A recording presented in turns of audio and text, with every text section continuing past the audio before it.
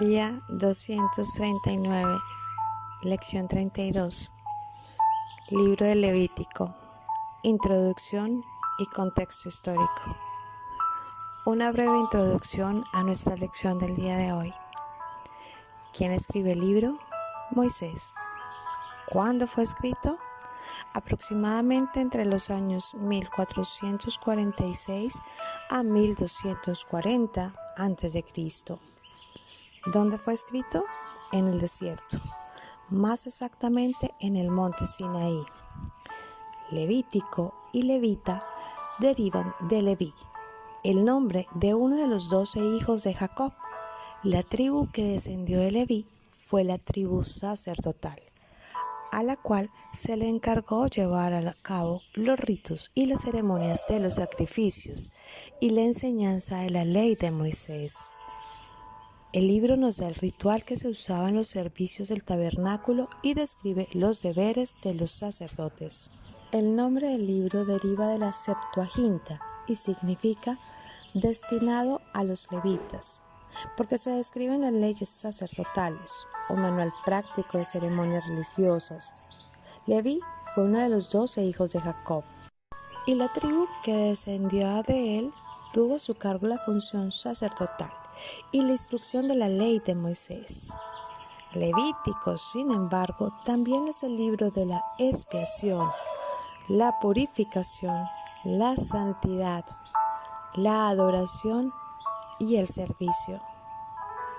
La mayor parte consiste en preceptos y estatutos establecidos por Dios para instruir a los sacerdotes levitas en sus deberes y para promover un acercamiento del pueblo hacia Dios y un estilo de vida en santidad.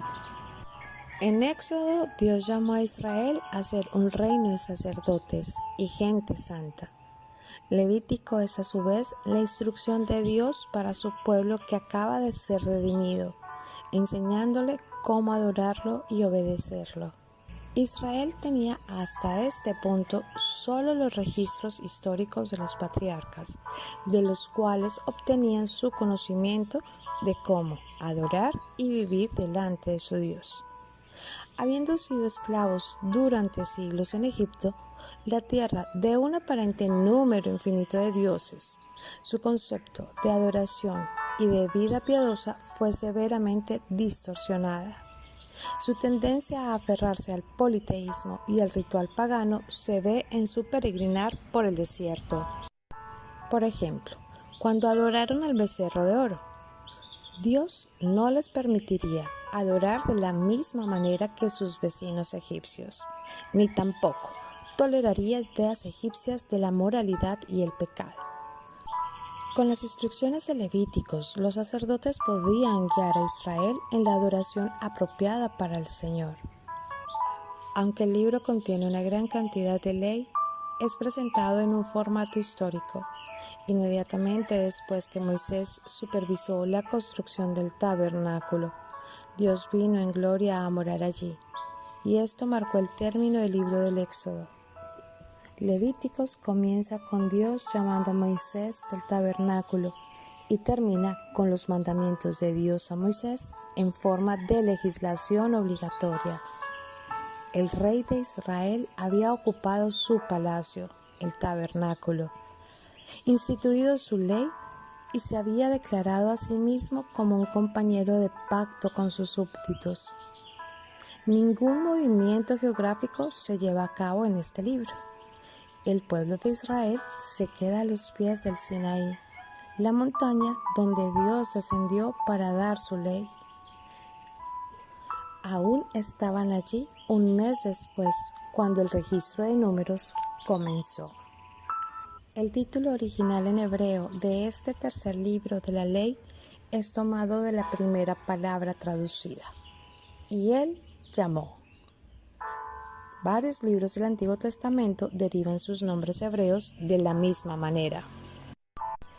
Por ejemplo, Génesis, en el principio. Éxodo, ahora estos son los nombres. El título Levíticos viene de la versión de la Vulgata latina del Antiguo Testamento griego, Leutikon, que quiere decir asuntos de los levitas.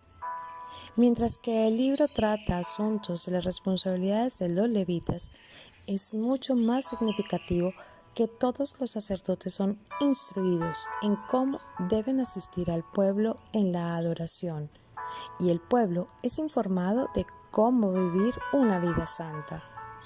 Los escritos del Nuevo Testamento citan el libro de Levíticos más de 15 veces.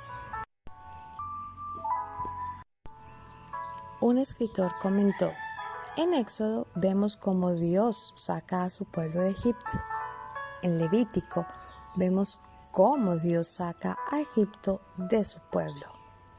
Debido a su prolongada estancia allí, Israel fue afectado por la cultura egipcia.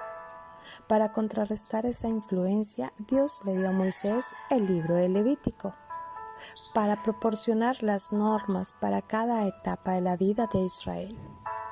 Mientras que en el Éxodo la ley moral había sido dada desde la majestuosidad del monte Sinaí, la ley ceremonial en el Levítico fue proclamada desde el tabernáculo. El modelo divino del libro de Levítico no está limitado a la vida religiosa de Israel. Todos los aspectos de la vida de los israelitas estarían dirigidos por Dios.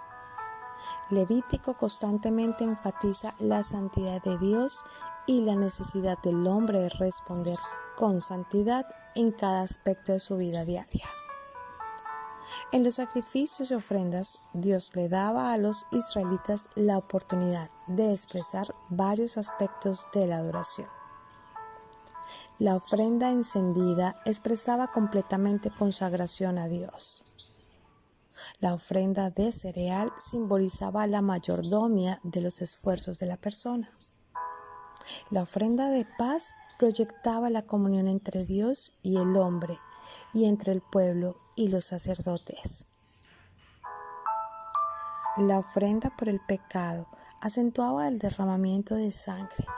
Sobre todo, mostraba el sacrificio de una vida inocente en sustitución por el adorador. Y la ofrenda por la culpa mostraba que era necesario hacer restitución cuando alguien ofendiera a Dios o a otra persona. En las leyes sobre lo limpio y lo inmundo, Dios les hacía ver a Israel que sus vidas habrían de estar reguladas por normas absolutas. Los días de Santa Convocación eran memoriales históricos que a la vez demostraban verdades acerca de Dios. El día de reposo era un recordatorio para ellos de que Dios es el Creador. La Pascua de que Dios es el Redentor. Las fiestas de Pentecostés y la de los tabernáculos tenían significado agrícola y mostraban a Dios como el proveedor. El día de la expiación representaba a Dios como santo y requiriendo santidad de parte de su pueblo. También lo mostraba como lleno de gracia, dándole oportunidad al hombre para reconciliarse con él. El libro de Levítico enfatiza que los israelitas redimidos deberían ser santos. Con frecuencia Dios les dice: sed santos porque yo soy santo. Este libro puede considerarse como el manual de la santidad de Dios, donde se describe la conducta de un corazón a tono con Él. Para el cristiano, la santidad personal es producida por el Espíritu Santo, pero debe ser mostrada exteriormente.